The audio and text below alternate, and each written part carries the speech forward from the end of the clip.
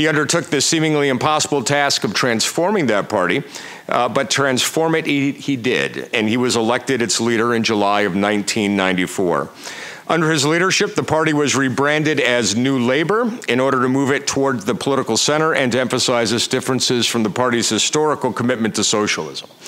In May 1997, the Labour Party won its largest general election victory ever, beating a dogmatic Conservative Party running on the spent fumes of Thatcherism. Mr. Blair became the youngest Prime Minister since Lord Liverpool in 1812. Prime Minister Blair saw his approval rating soar as high as 93%, and the Labour Party won 2 more general elections under his leadership. So he knows something about moderate governance, and he knows something about moderate politics. He is credited with having overseen a period of strong economic growth, improved outcomes in public services, particularly health and education, integration with Europe, and peace in Northern Ireland. However, his popularity fell in the wake of his support for the 2003 U.S.-led invasion of Iraq, which he later described as, quote, the hardest, most momentous, most agonizing decision I took in my 10 years as British Prime Minister. Following his resignation as Prime Minister in 2007, Mr. Blair served as the official special envoy of the Quartet on the Middle East until 2015. The following year, he launched the Tony Blair Institute for Global Change with a mission of strengthening the political center and helping to make globalization work for the many and not for the few.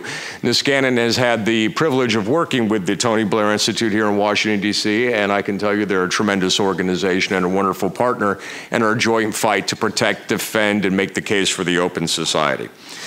So how does one revive moderation in an age of extremes?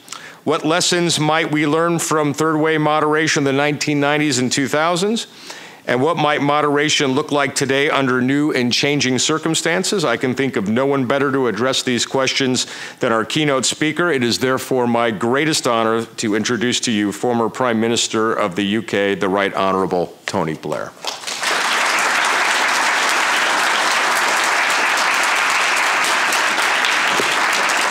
Thank you very much. Thank you. It's very kind. Thank you. Thank you. Thank you. Thank you very much indeed. Yeah, the 93% didn't last, by the way.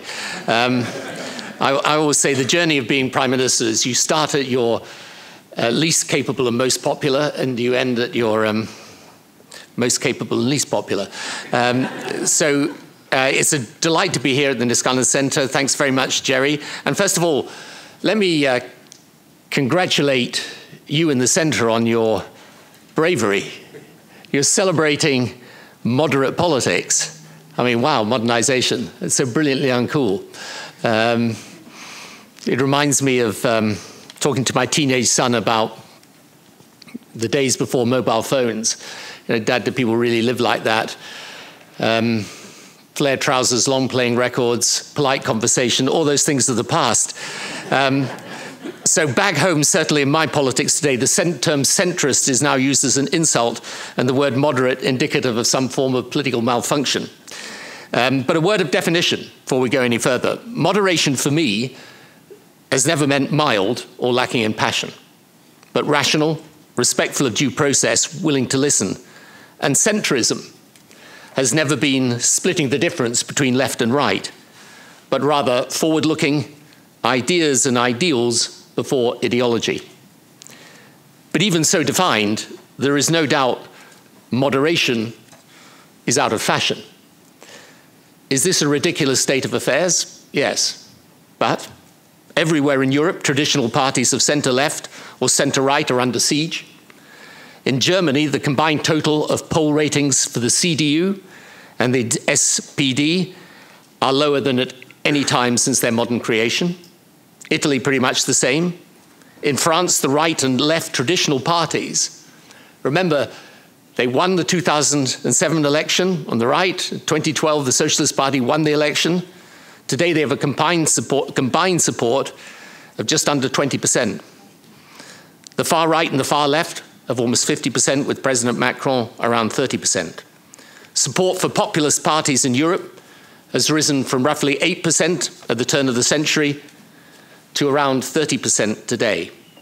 In Hungary and Poland, right-wing populists are in government openly advocating what they call illiberal democracy. And in the USA, Well, you know the position here. The context for all of this, I think, is clear. There is a deep sense of grievance amongst a significant part of the population. They see a world that is changing fast and apparently beyond their control. The financial crisis and the fight against terrorism post 9/11 eroded confidence in conventional policymakers. And social media provides an extraordinary new platform for political campaigning of the most visceral nature, where conspiracies abound and opponents quickly become enemies. Parties are being taken over and changed. Those running for office become squeezed between appeasing the activists and appealing to the public. Traditional fixed points of political reference are in flux. Ordinary career politicians stagger between confusion and courage. And in the name of ridding politics of liars and frauds, the most proficient of each flourish. So what to do? First, the populists exploit grievance, but they don't invent them. The grievances are real. So whether you're Republican or Democrat, Conservative or Labour, if you want to defeat the populism of the other side, or indeed of your own side, you have to face political reality.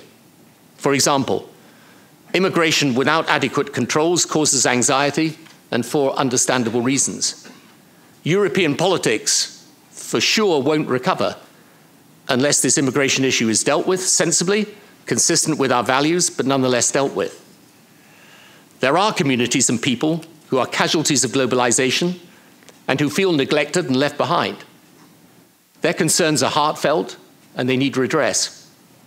The tax system is outdated, often unfair in its distributional impact, and it needs fixing. Disparities in wealth and privilege do provoke a sense of injustice, and climate change is now plain to all but the ideologically blinkered. So you can't attack populism without confronting the genuine issues that drive it, in my view. The questions the populists raise are often right. The trouble is they're more interested in finding scapegoats than solutions. Second, the challenge is then to provide the solutions and enlarge the policy debate. Let me say what I mean by that. The modus operandi of the populist is to take an issue and make a completely outsized policy proposal around it, something which sounds transformative and off the scale. It doesn't actually matter if the policy is unworkable. Indeed, in fact, it's an advantage for them, because it's so far out, it sucks the air out of the rest of the political space. Moderate politics, by contrast, looks boring and overcomplicated. So moderate politics must also do radical. This is an era where people want change. They want big solutions, not timid ones, not increments, but quantum leaps forward. We need to know how we will rekindle the generational promise that the next generation can expect to do better than the present. The rupture of that promise has created a politics of pessimism, and populism thrives in an atmosphere of pessimism. Central to this renewal is an understanding of the future and how it can be governed. For example, we are at the beginning of a technological revolution as far-reaching in its effects as the 19th century Industrial Revolution. This is the big challenge facing governments, the economy and society over the coming 2 decades. The revolution offers enormous opportunities, but also means displacement of jobs, changes in working and living, and has a series of profound impacts on the privacy of the citizen. Now, populism has no real desire to grapple with the complexity of this challenge. Actually, they're more likely to make technology a target of the populism. But we, from the center, should master this issue, champion it, put it where it belongs at the center of the political debate, and make it work for people. Yet presently, even within conventional politics, certainly our way, the implications of this resolution are poorly understood, and there is a gulf of misunderstanding between change makers and policy makers, and we have to bridge it. And then across the swathe of policy, from housing to climate to tax reform, We have to adopt policy approaches which establish the broadest possible basis of consensus, but in a way which matches the weight of the problem. Third, populists are often indifferent, if not scornful, of democratic institutions. This is one we have to take head on, obliged to argue the case for democracy from first principles. We can't take anything for granted. It all needs explaining again. Rule of law, independent media, free enterprise, social safety nets, and social solidarity. Even democracy as a superior political system. Why it all matters, why it is the best way to live and be governed, how all the different component elements fit, and why those politicians tampering with these democratic institutions undermine not some abstruse political theory, but our prosperity and our safety. Fourth, we must recognize Western politics is fragmenting. Our media is reflecting the fragmentation and itself becoming partisan. Two tribes are being formed to the left and to the right. At points they coincide and for sure feed off each other. The aim is not to engage the other side in dialogue, but in battle. But they didn't come out of nowhere. They built their support in the terrain of our complacency. However, the sociology of politics is also changing, disrupting the rhythm of the dominant party machines. New coalitions of voters are arising, whose origins are both cultural and economic. So you have traditional left voters voting right on immigration and against so-called political correctness. And you have traditional right voters prepared to vote left against globalization and big business. As the main parties shift and try and accommodate these developments, another group is emerging. This group supports market-based economics, but with strong social provision, is open-minded, socially liberal, sees patriotism as consistent with international engagement, wants evidence-based policymaking, and embraces moderation as a core value. This group has representation in both the main parties, but it's on the defensive. Some parts of it are focused on how they take their parties back. Others, particularly in the less structured party systems of Europe, are seeking new alliances in new parties. And if you look at Europe today, these new parties are springing up literally all over the European political system. But both share values and perspectives in common. We need to be mobilized. Moderate can't mean passive. It doesn't need to mean aggressive, but it's got to stand tall. It can't be perpetually apologetic either. The policies of the past decades have had their failures, but take a step back and analyze the world objectively. And our way of life has brought increases in success in ways our forebears would find unimaginable. The proof? Well, it's a great test of a country. Are people trying to get into it or out of it? And most Western countries are more troubled by immigration than emigration. The populists of right and left are organized and vocal. And one of the first lessons you learn in politics is that good ideas need good organization. We don't presently have it, and we need it. Fifth, despite all of this, we should have confidence. The populism will eventually decline. One of the things you learn when you come into government is how much easier it was to be in opposition. And in the end, the populists will disillusion and they'll fade. The risk is in the consequences of their actions before this happens. Now, it's a short introductory speech, and I don't want to go too much into the detail, but there are instructive lessons in all of this from contemporary Britain, where with Brexit, we are in the throes of an unparalleled political crisis. How did it come about? The grievances mounted and lay inadequately addressed.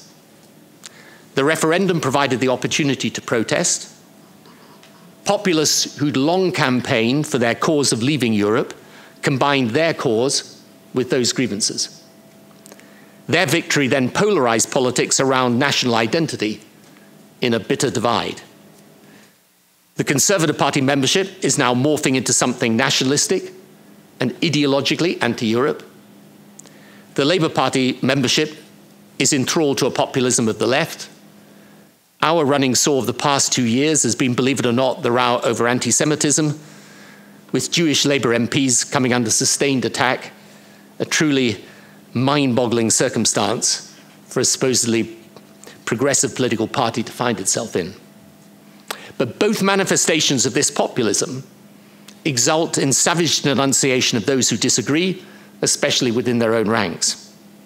Meanwhile, the true issues facing the country are largely ignored. Now, this is where, if you're not careful, politics becomes a kind of bizarre international competition to see whose politics are in a worse state. Believe me, right now, we're way ahead. I'm sorry, I know you may not think that here, but we really are. We're excelling at it. The point is, however, the fight's not lost. So if you look at our situation, the fight back's underway within the two main parties and outside of them, where last week several members of parliament defected to form a new political grouping. And elsewhere in Europe, there are the first signs of a waning of the populist surge. I'm not saying it's not over by any means, but I still believe there is a majority for a politics which guides our nations to the future in ways which will broaden our prosperity, protect our security, and preserve, enhance, and spread our values. But we should acknowledge, as indeed this conference does, these are new times. We need, despite our moderation, to embrace the spirit of insurgency. We need new ideas and thinking on policy. And above all, we need to wake up, gird up, stand up, and summon up the strength and intelligence to prevail. The complacency has to end. This is a battle now. It's going to be tough to fight it, but it's absolutely necessary to fight it. And the sooner we find the ideas and the organization to do it, the better for your country, for my country, for the Western way of life. Thank you.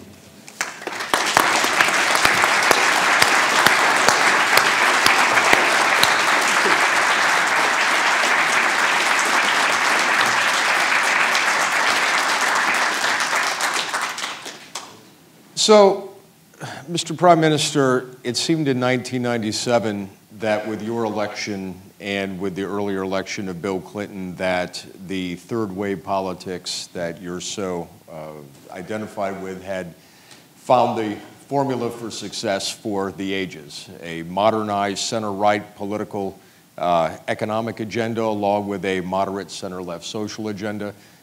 It looked like the end of history in a lot of different ways. You and President Clinton were dominant political forces of your time, scrambling the right. And now, in the present, your party's under the grips of a radical socialist in Jeremy